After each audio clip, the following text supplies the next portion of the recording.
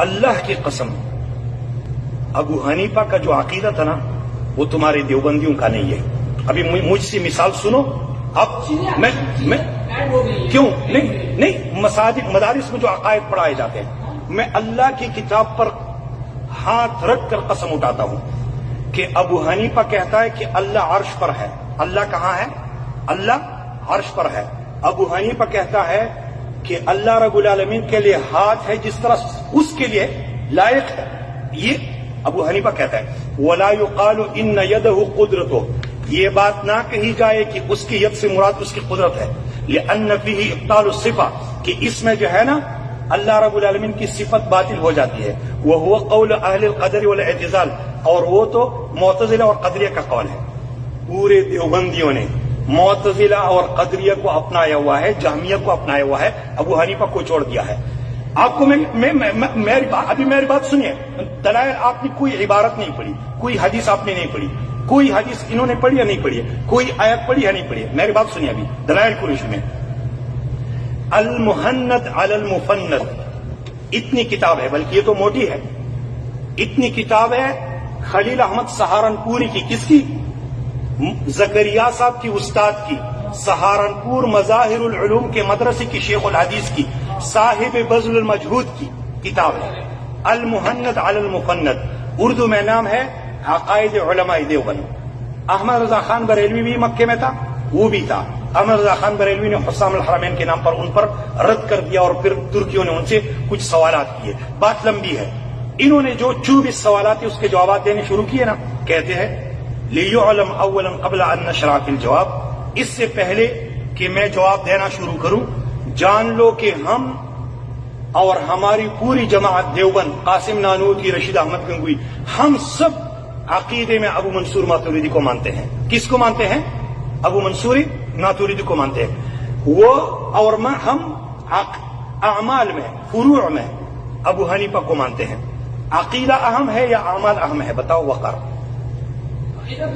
اچھا, تو ابو حنیفہ کے عقیدے کو چھوڑ کر ان کے اعمال پر کیا کرو گے؟ یہ تمہاری دیوبند کی بات ہے. احتیاط نہیں, یعنی ابو حنیفہ کے عقیدے کو چھوڑنا احتیاط ہے؟ کیوں؟ ابو حنیفہ اللہ کو نہیں جانتا تھا کہ اللہ کہاں؟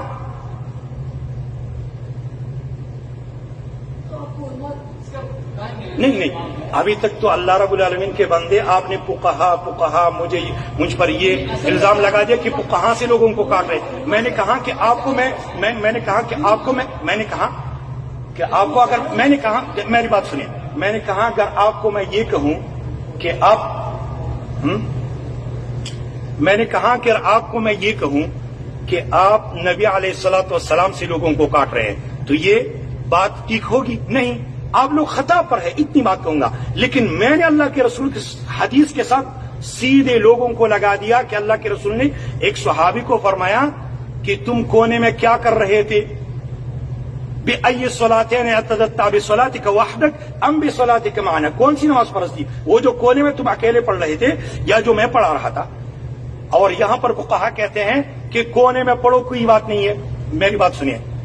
پھر آپ نے کہا کہ نہیں فقہا, تو فقہا کے عقائد کو چھوڑنا کون سی جو ہے نا عقل مندی ہے؟ یہ بے وقوفی ہے کہ نہیں؟ ابو حنیفہ کہتا ہے کہ اللہ عرش کے اوپر ہے, ٹھیک ہے, اور یہ کہتے ہیں اللہ نہ آگے نہ پیچھے نہ اوپر نہ نیچے نہ دائیں نہ بائیں نہ متصل عالم نہ منفصل عالم. نہیں, اللہ رب العالمین کے ابو حنیفہ اللہ کی شان کو نہیں جانتا تھا کہ اللہ کو عرش پر مانو تو اللہ رب العالمین کے شان سے بات کمی ہوگی؟ نہیں. میری بات سنیے وقار صاحب, آپ میری بات کو توجہ نہیں دیتے.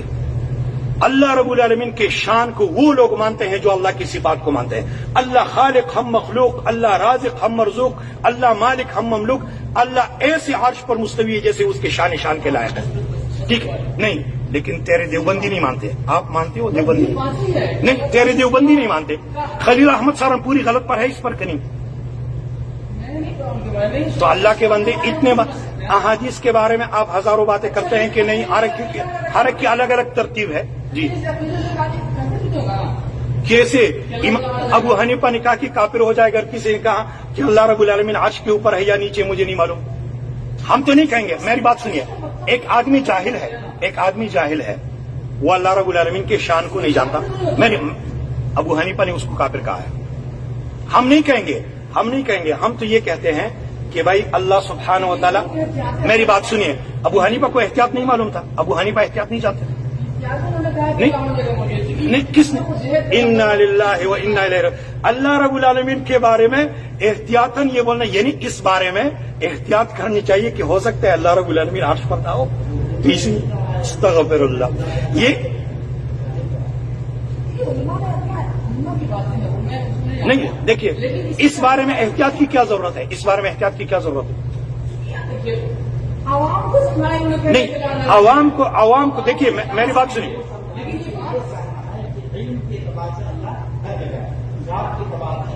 دیکھیے, وَأَنَّ اللَّهَ قَدْ أَحَاطَ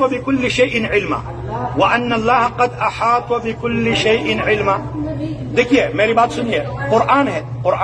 علماء کو چھوڑا بھی, اس قرآن کو چھوڑ کر جو ہے نا علماء کو اپناتے ہو.